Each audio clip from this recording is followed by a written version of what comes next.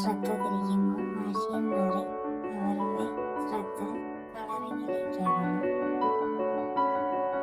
ആകർഷണീയമായ ചിത്രങ്ങൾ വരയ്ക്കും. പിന്നീട് അവർക്ക് ചിത്രങ്ങൾ വരയ്ക്കുവാനും കളർ ചെയ്യുവാനും തോന്നും.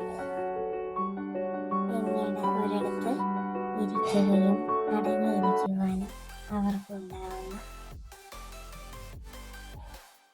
ആ വാശിയും ദേഷ്യവും എല്ലാം മാറിക്കിട്ടും.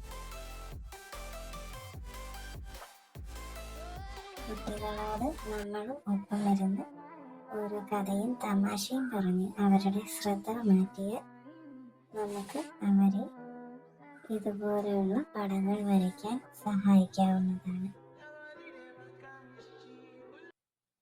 Watching my channel, subscribe.